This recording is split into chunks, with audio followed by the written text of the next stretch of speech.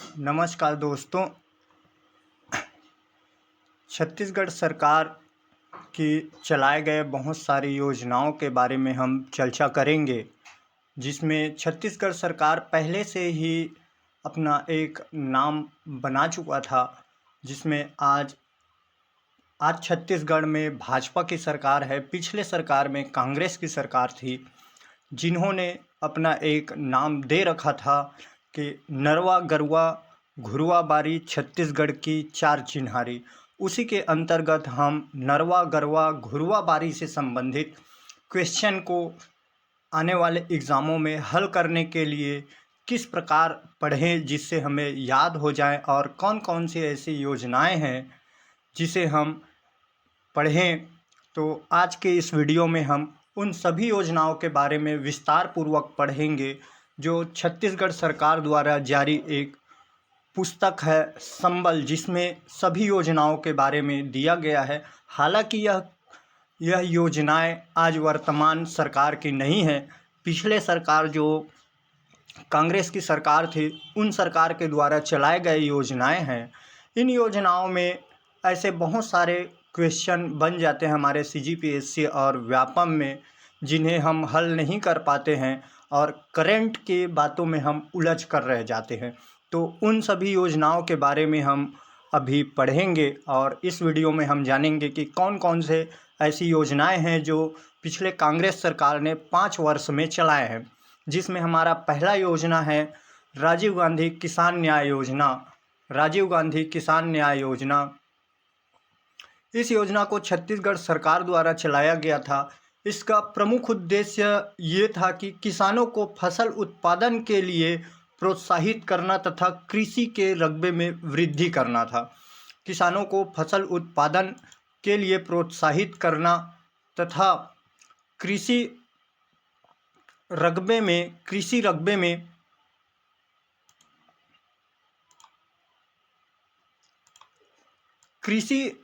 में वृद्धि करना था। इसका प्रमुख उद्देश्य ये था कि किसानों को फसल उत्पादन के लिए प्रोत्साहित करना तथा कृषि रकबे में वृद्धि करना था। दोस्तों, प्रारंभ से ही कृषि रकबा कम होने के कारण फसल को प्रोत्साहित करना था और फसल उत्पादन को प्रोत्साहित करना था और कृषि रकबा में वृद्धि करना था। इसका प्रारंभ भारत रत्न पूर्व प्रधानमंत्री इस योजना राजीव गांधी योजना का प्रारंभ भारत रत्न पूर्व प्रधानमंत्री स्वर्गीय राजीव गांधी जी की शहादत पुण्यतिथि 21 मई 2020 से प्रारंभ किया गया था। भारत रत्न पूर्व प्रधानमंत्री स्वर्गीय राजीव गांधी जी की शहादत पुण्यतिथि पर 21 मई 2020 को प्रारंभ किया गया था। इसमें लाभ क्या क्या था, प्रावधान क्या क्या थे।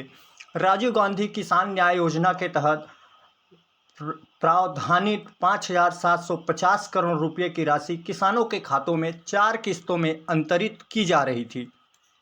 4 किस्तों में अंतरित की जा रही थी 5,750 रुपये।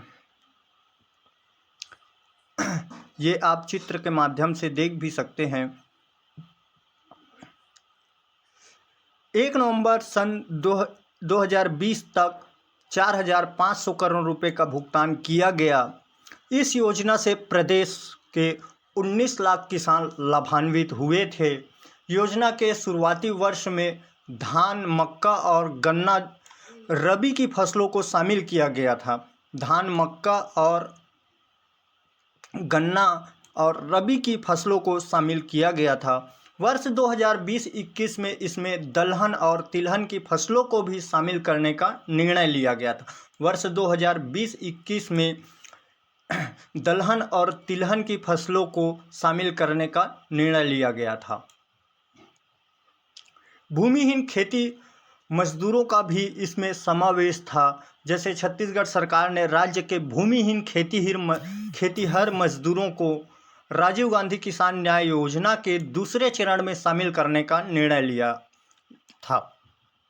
छत्तीसगढ़ सरकार ने राज्य के भूमिहीन खेतीहर मजदूरों को राजीव गांधी किसान न्याय योजना के दूसरे चरण में शामिल करने का निर्णय लिया था। माननीय मुख्यमंत्री ने इसके लिए एक विस्तृत कार्य योजना तैयार करने के लिए मुख्य सचिव की अध्यक्षता में समिति का गठन किया था। यह समिति विस्तृत कार्य योजना तैयार कर मंत्रिपरिषद की मंजूरी के लिए प्रस्तुत करता।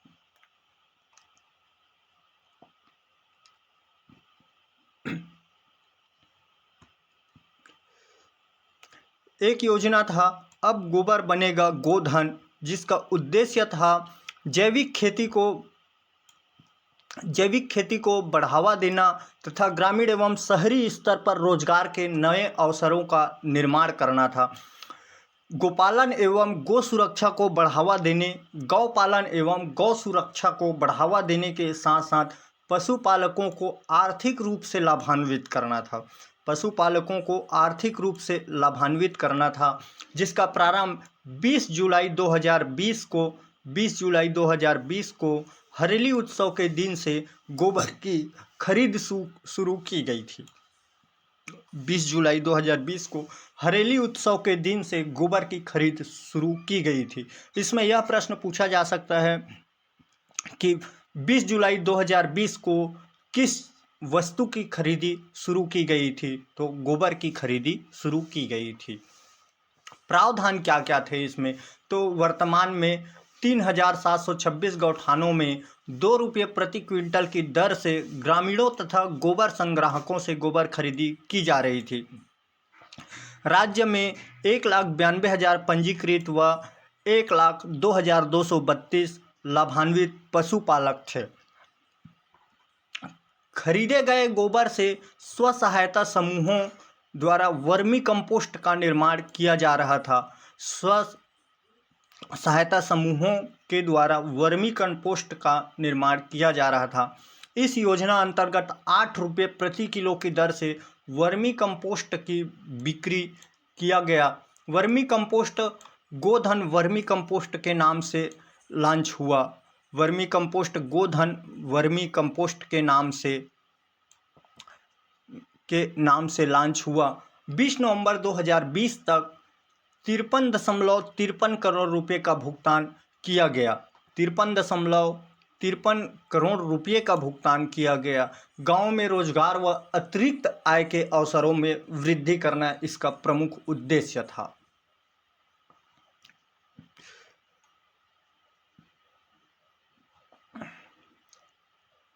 अगला योजना है मुख्यमंत्री शहरी स्लम स्वास्थ्य योजना। मुख्यमंत्री शहरी स्लम स्वास्थ्य योजना, जिसका प्रमुख उद्देश्य था राज्य के शहरी क्षेत्रों के गरीब बस्तियों में निवासरत करीब 16 लाख लोगों तक स्वास्थ्य सुविधाओं की पहुंच को आसान करना।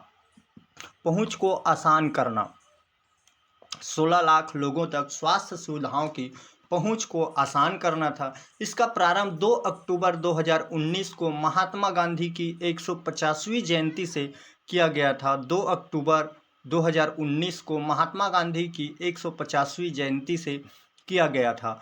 इसमें प्रावधान क्या क्या थे? तो प्रावधान इस योजना अंतर्गत शहरी स्लम क्षेत्रों में मोबाइल मेडिकल यूनिट द्वारा चिन्हित स्थानों पर लोगों का स्वास्थ्य परीक्षण तथा उपचार एवं दवा वितरण करना था। अब तक 4,557 से अधिक शिविर आयोजित किए जा चुके थे। 2020 तक 4,557 से अधिक शिविर आयोजित किए जा चुके थे। 1.43 लाख से अधिक मरीजों का इलाज किया गया।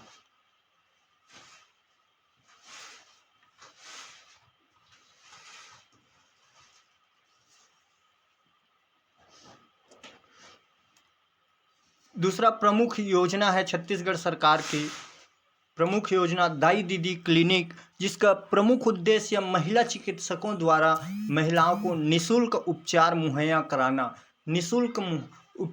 मुहैया कराना, जिसका प्रारंभ 19 नवंबर 2020 को किया गया था। 19 नवंबर 2020 को किया गया था। इसमें लाभ क्या क्या थे? तो पहला, डेडिकेटेड महिला स्टाफ के माध्यम से महिला श्रमिकों एवं बच्चियों को निःशुल्क उपचार एवं परामर्श देना। देश की पहली महिला स्पेशल क्लिनिक है देश की पहली महिला स्पेशल क्लिनिक है। वर्तमान में मुख्यमंत्री शहरी स्लम स्वास्थ्य योजना अंतर्गत नगर निगम रायपुर, भिलाई एवं बिलासपुर में एक एक क्लिनिक का संचालन किया जा रहा है।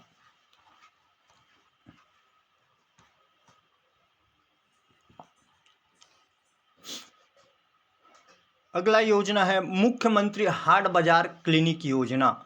मुख्यमंत्री हाट बाजार क्लिनिक योजना, यह योजना वो है जो नज़दीक के बाज़ारों में यह क्लिनिक लगाया जाता है, जिसका प्रमुख उद्देश्य है हाट बाज़ारों के माध्यम से वन, पहाड़ी तथा अन्य दुर्गम क्षेत्रों में निवास करने वाले ग्रामीण जनजाति समूहों तक स्वास्थ्य सुविधाओं को आसान तरीके से पहुंचाना है, जिसका प्रारंभ 2 अक्टूबर 2019 राष्ट्रपिता महात्मा गांधी की 150वीं जयंती से प्रारंभ किया गया था। यह हाट बाजार क्लिनिक है जो बाज़ारों में क्लिनिक के रूप में लगाया जाता है, जहां प्राथमिक स्तर की दवाइयां उपलब्ध की जाती है। प्रावधान इसमें क्या क्या है, तो प्रावधान है हाट बाज़ारों के माध्यम से स्वास्थ्य परीक्षण करना तथा उपचार एवं दवा वितरण करना। दूसरा इसमें प्रमुख लाभ है दूरस्थ एवं दुर्गम क्षेत्रों में मातृ एवं शिशु मृत्यु दर में निरंतर कमी आ रही थी। दूरस्थ एवं दुर्गम क्षेत्रों में मातृ एवं शिशु मृत्यु दर में कमी आ रही है, इसका लाभ है। महिलाओं एवं बच्चों के पोषण में सुधार की सतत निगरानी।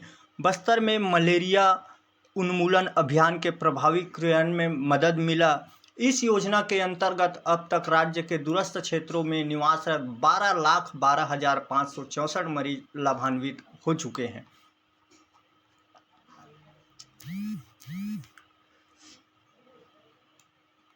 अगला योजना है मुख्यमंत्री सुपोषण अभियान। मुख्यमंत्री सुपोषण अभियान, इस योजना का प्रमुख उद्देश्य है राष्ट्रीय परिवार सर्वेक्षण 4 के अनुसार प्रदेश के 5 वर्ष से कम उम्र के 37.7% बच्चे कुपोषण और 15 से 49 वर्ष की 47% महिलाएं एनीमिया से पीड़ित थी। कुपोषित बच्चों में अधिकांश आदिवासी और दूरस्थ वनांचलों के थे। राज्य सरकार ने इसे चुनौती के रूप में लेते हुए मुख्यमंत्री सुपोषण अभियान की शुरुआत की। अगले 3 वर्षों में प्रदेश को कुपोषण और एनीमिया से मुक्त करने की रणनीति तैयार की गई। इसका प्रारंभ, मुख्यमंत्री सुपोषण योजना का प्रारंभ 2 अक्टूबर 2019 को महात्मा गांधी की जयंती पर किया गया। इसका प्रावधान और लाभ क्या क्या है। योजना शुरू होने के समय वजन त्योहार के आंकड़ों के अनुसार प्रदेश में लगभग 4,92,000 बच्चे कुपोषित थे। इनमें से 67,000 से अधिक बच्चे अब कुपोषण मुक्त हो गए। इस तरह कुपोषित बच्चों की संख्या में लगभग 13.79% की कमी आई है। योजना अंतर्गत 51,455 आंगनबाड़ी केंद्रों के लगभग 25 लाख हितग्राहियों को घर घर जाकर रेडी टू ईट का वितरण किया गया। लॉकडाउन के दौरान 2.84 लाख बच्चों एवं महिलाओं को सूखा राशन, चावल, दाल, सब्जी एवं 2.36 लाख बच्चों एवं महिलाओं को पौष्टिक आहार का वितरण किया गया। एनीमिया प्रभावितों को आयरन, फोलिक एसिड, कृमिनाशक गोलियां दी जाती है। अगला योजना है डॉक्टर खूबचंद बघेल स्वास्थ्य सहायता योजना। डॉक्टर खूबचंद बघेल स्वास्थ्य सहायता योजना, जिसका प्रमुख उद्देश्य है प्रदेश के लोगों को शासकीय चिकित्सालयों एवं अनुबंधित निजी अस्पतालों में गुणवत्तापूर्ण चिकित्सा सेवाएं उपलब्ध कराना, नागरिकों को बीमारी व इलाज के खर्च की चिंता से मुक्त कर उनके स्वास्थ्य का स्तर ऊंचा उठाना, गरीब से गरीब व्यक्ति तक स्वास्थ्य सेवाओं की पहुंच सुनिश्चित करना।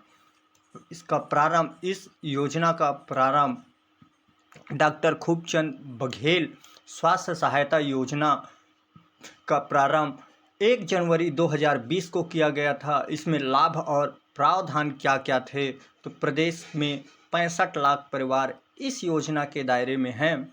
योजना के तहत बीपीएल के 56 लाख परिवारों को सालाना 5 लाख रुपये तक एवं 9 लाख एपीएल परिवारों को हर वर्ष 50,000 रुपये तक के निःशुल्क इलाज की सुविधा उपलब्ध कराई जा रही है। दूसरा लाभ इसमें यह है कि 1 जनवरी 2020 से अब तक 3,20,783 लोगों को उपचार मुहैया कराया जा चुका है।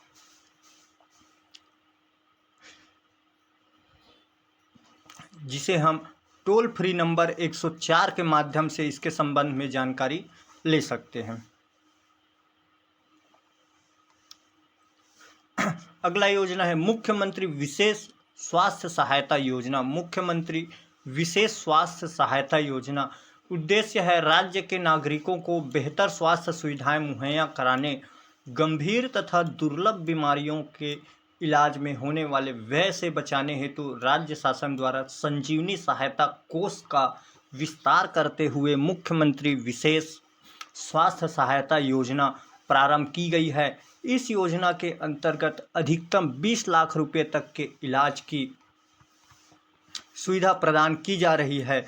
छत्तीसगढ़ ऐसा पहला राज्य है जो इतनी बड़ी राशि अपने राज्य के नागरिकों के इलाज के लिए प्रदान कर रहा है, ताकि स्वास्थ्य एवं बेहतर छत्तीसगढ़ का निर्माण किया जा सके। स्वस्थ एवं बेहतर छत्तीसगढ़ का निर्माण किया जा सके। इस योजना का प्रारंभ 1 जनवरी 2020 को किया गया था। इस योजना का प्रारंभ 1 जनवरी 2020 को किया गया था। मुख्यमंत्री विशेष स्वास्थ्य सहायता योजना का प्रारंभ 1 जनवरी 2020 को किया गया था। इसमें प्रावधान क्या क्या थे, तो प्रावधान माननीय मुख्यमंत्री जी द्वारा योजना के तहत 1 जनवरी 2020 से अब तक 346 प्रकरणों में 5 करोड़ रुपए की राशि के इलाज की स्वीकृति प्रदान की गई है। अगला योजना है नई औद्योगिक नीति। इसका प्रमुख उद्देश्य क्या है? संसाधन सुधार, जन सहयोगी व्यवहार, छत्तीसगढ़ में खुले विकास के द्वार। इसमें एक नारा दिया गया है, जो नारा है संसाधन सुधार, जन सहयोगी व्यवहार, छत्तीसगढ़ में खुले विकास के द्वार।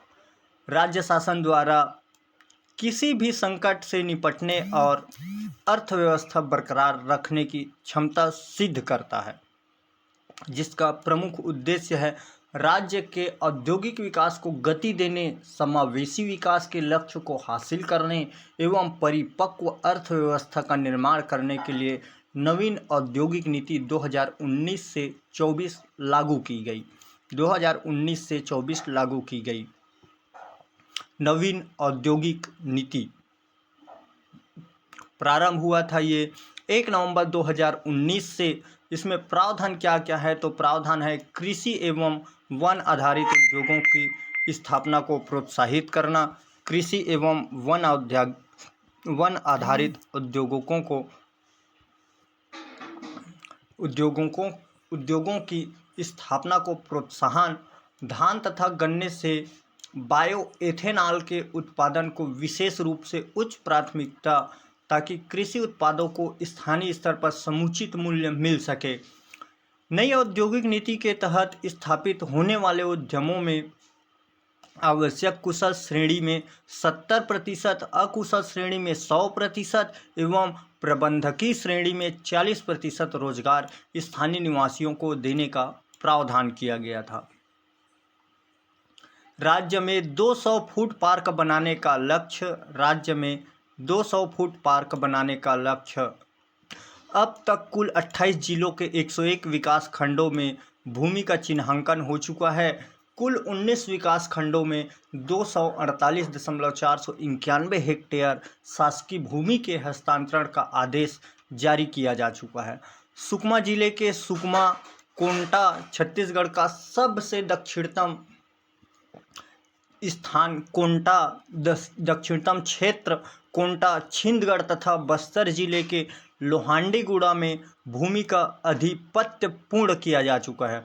पंडरी रायपुर में लगभग 10 एकड़ भूमि पर जेम्स एंड ज्वेलरी पार्क की स्थापना के लिए भूमि का अधिपत्य CSIDC को दिया जा चुका है। CSIDC रायगढ़ जिले के ग्राम मोहापाली, सियारपाली, मुंगेली जिले के ग्राम खमहरिया, बेमेतरा जिले के ग्राम खैरा, कोरिया जिले के ग्राम परसगढ़ी एवं रायपुर जिले में ग्राम अभनपुर में लगभग 108.50 हेक्टेयर भूमि पर लघु औद्योगिक क्षेत्रों की स्थापना प्रारंभ की गई है। वित्तीय वर्ष 2019-20 में राज्य में नवीन उद्योगों में 12,633 करोड़ रुपए का पूंजी निवेश हुआ है, जिससे स्थापित 435 उद्योगों में 7,726 व्यक्तियों को रोजगार मिला है। वर्ष 2020-21 में अब तक 213 करोड़ रुपए से अधिक पूंजी निवेश के साथ 110 स्थापित उद्योगों में 1,346 से अधिक व्यक्तियों को रोजगार प्राप्त हुआ है। औद्योगिक आर्थिक विकास के नए आयाम। औद्योगिक आर्थिक विकास के नए आयाम। उद्योग हेतु भूमि का डायवर्सन व्यावर्तन 15 दिवस में किया जाना है। 15 दिवस में किया जाना है। जेम एवं ज्वेलरी पार्क हेतु भूमि आवंटन किया जाना है। शासकीय विभागों द्वारा समस्त सामग्रियों की खरीदी में स्थानीय विक्रेताओं वितरकों की अनिवार्यता। बड़ी निर्माण परियोजना में उपयोग आने वाले समस्त सामग्रियों के क्रय हेतु विक्रेता का राज्य GST पंजीयन अनिवार्य करना है। भूमि अनुदान 50% तक आकर्षक सोलर नीति। एथेनॉल प्लांट्स की स्थापना को विशेष प्रोत्साहन। लॉकडाउन के दौरान भी राज्य में देश का सर्वाधिक 27 लाख टन स्टील उत्पादन हुआ है। स्पंज आयरन एवं स्टील उद्योग हेतु क्षेत्रवार छूट की सीमा 60 से 150% तक हुआ है। स्टील उद्योगों को विद्युत दरों एवं शुल्क में छूट मिला है। कोविड-19 को देखते हुए औद्योगिक भूमि में भू आवंटन में भू प्रीमियम पर 30 से 60% की छूट है। औद्योगिक भूमि की दर में 30% की कमी आई है। औद्योगिक भूमि का लीज रेंट 3% से घटाकर 2% किया गया है। औद्योगिक भूमि के स्थानांतरण शुल्क में 5% की कमी आई है। औद्योगिक नीति के सरलीकरण से बस्तर और सरगुजा में होगा औद्योगिकीकरण के मार्ग होंगे प्रशस्त। छत्तीसगढ़ राज्य की औद्योगिक नीति 2019 और 19 से 24 के अंतर्गत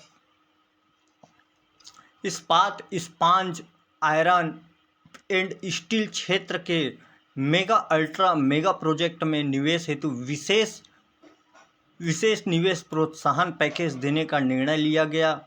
मेगा निवेशकों के लिए घोषित किए गए पैकेज में अधिकतम 500 करोड़ रुपए तक का निवेश प्रोत्साहन बस्तर संभाग हेतु 1,000 करोड़ रुपए तक का मान्य होगा। उद्योगों की जरूरत के हिसाब से बस्तर के युवाओं को दिया जाएगा विभिन्न ट्रेडों में प्रशिक्षण। बस्तर में उद्योगों की स्थापना के लिए पर्याप्त भूमि उपलब्ध। प्रस्तावित इकाइयों के लिए 31 अक्टूबर 2024 को अथवा उसके पूर्व व्यावसायिक उत्पादन प्रारंभ करना जरूरी होगा। 100 करोड़ रुपए का स्थायी पूंजी निवेश मदद में निवेश कर व्यावसायिक उत्पादन आरंभ करने वाली नवीन इकाइयों को आर्थिक निवेश प्रोत्साहन। ऊर्जा प्रभार में दी गई छूट से स्टील सेक्टर के 85% उद्योगों को मिली सुरक्षा।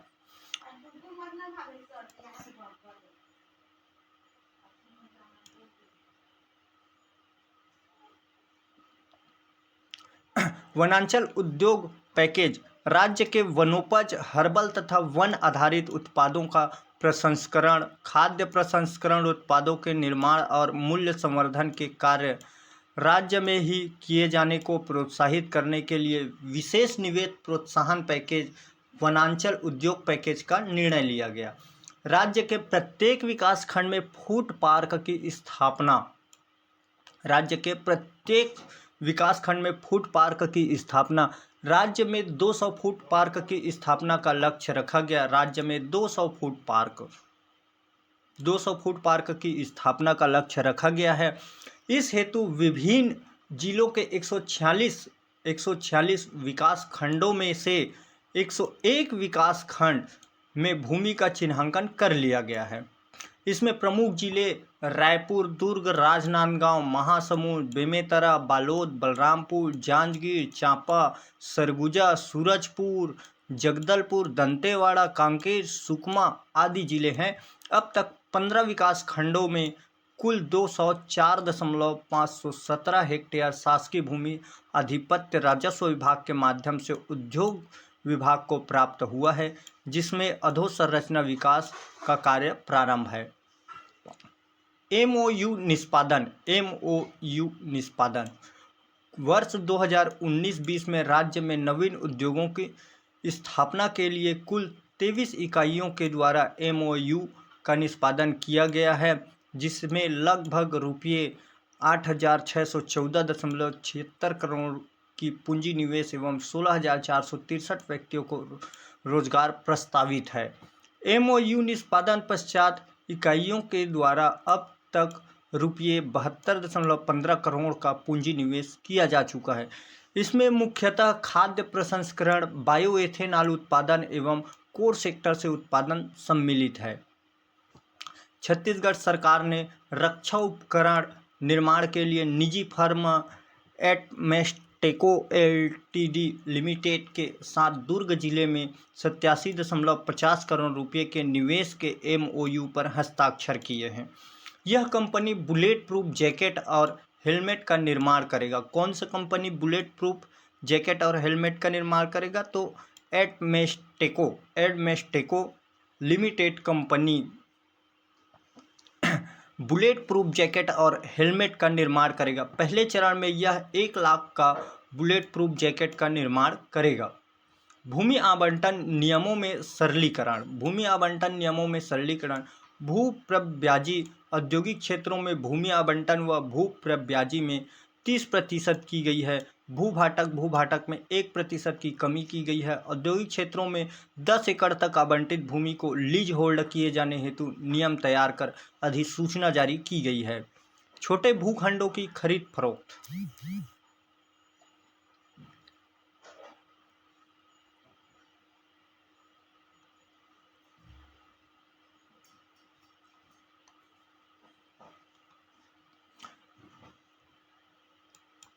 अगला योजना है ई मानक पोर्टल। उद्देश्य राज्य के लघु उद्योगों से निर्मित उत्पादों के शासकीय खरीद को बढ़ावा देने के उद्देश्य से GeM government e market place के स्थान पर राज्य के स्वयं के विपणन पोर्टल ई मानक, जिसका वेबसाइट है ceps.cg.government.in प्रारंभ किया गया है। यह प्रारंभ हुआ है 1 अक्टूबर 2019 से। इसमें प्रावधान क्या क्या है? तो प्रावधान है वर्तमान में 70 कैटेगरी के अंतर्गत 56 सामग्रियां खरीदी हेतु उपलब्ध है। 70 कैटेगरी के अंतर्गत 56 सामग्रियां खरीदी हेतु उपलब्ध है। 148 वस्तुओं की दर निर्धारण की कार्यवाही प्रक्रियाधीन है।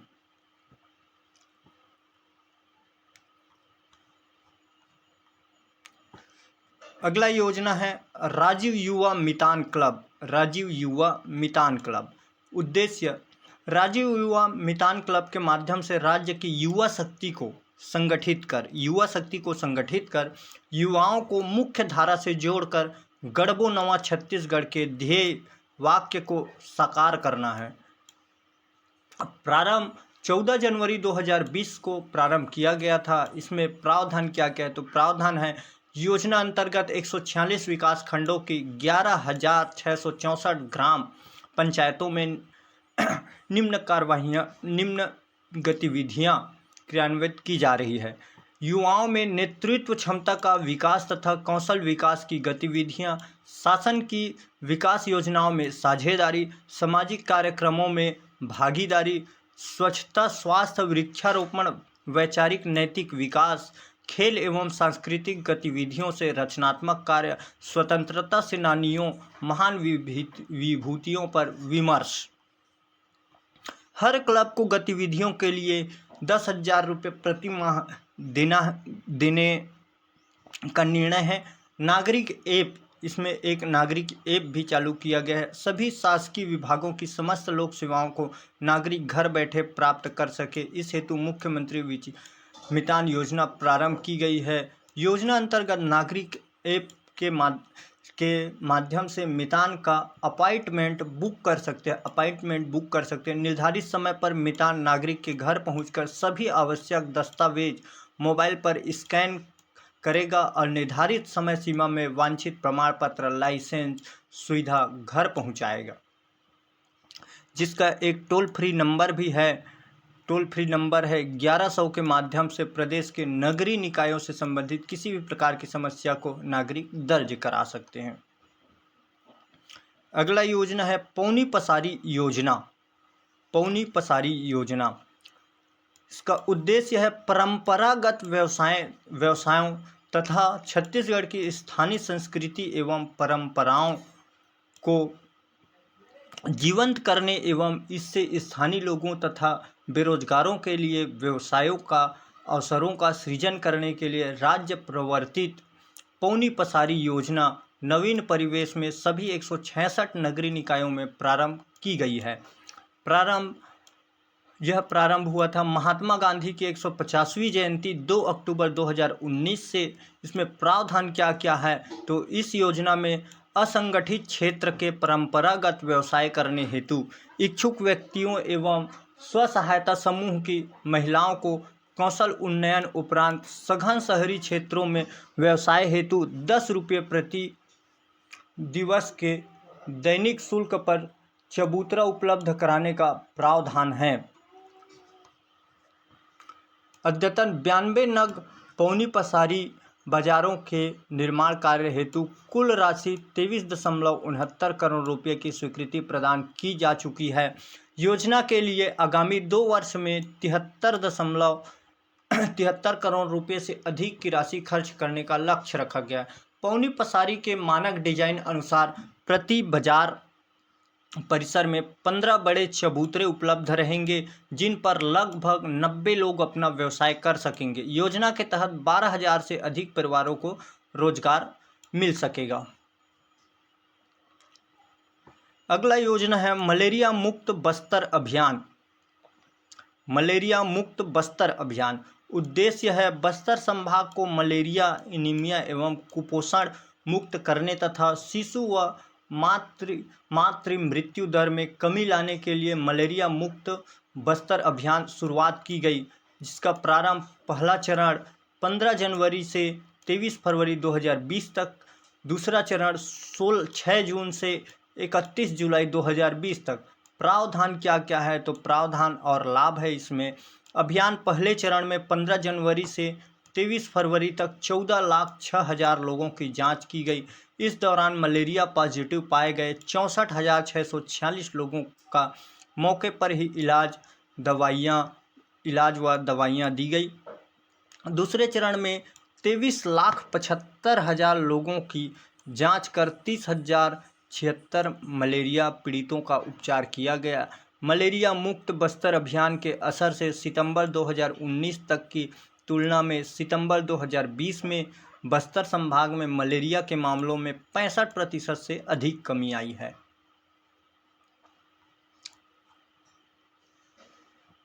अगला योजना है पढ़ई तुहर द्वार। पढ़ई तुहर द्वार उद्देश्य है कोविड महामारी के दौरान लॉकडाउन में विभिन्न कक्षाओं के अधूरे पाठ्यक्रम को पूरा करने के लिए ऑनलाइन कक्षाओं का संचालन किया गया, जिसका प्रारंभ हुआ कोविड महामारी के दौरान मार्च 2020 से। प्रावधान इसमें तो योजना अंतर्गत 22 लाख बच्चों एवं 2 लाख शिक्षकों को सीखने सिखाने की सुविधा। लॉकडाउन में स्कूल बंद होने के बावजूद बच्चे पढ़ाई कर पा रहे हैं। साइट के माध्यम से सभी स्टडी मटेरियल ऑनलाइन उपलब्ध है। ई क्लास होने की वजह से हर पाठ्यक्रम को बार बार देखकर सीखा जा सके। विद्यार्थियों को शिक्षकों का लाइव सपोर्ट, पोर्टल पर वीडियो कॉन्फ्रेंस के जरिए छात्रों को पढ़ाया गया। लाउड स्पीकर के माध्यम से ऑनलाइन सीखने की सुविधा दी गई। इंटरनेट के अभाव वाली जगहों पर ब्लूटूथ आधारित बुलटू के बोल के माध्यम से कक्षाएं संचालित की जा रही। नवंबर 2020 तक 38 लाख ऑनलाइन कक्षाओं का आयोजन किया गया। धन्यवाद दोस्तों। इसी प्रकार और हमारे वीडियो को पाने के लिए और कुछ नया सीखने के लिए और स्टडी मटेरियल प्राप्त करने के लिए हमारे इस चैनल को सब्सक्राइब करें और शेयर करें। धन्यवाद।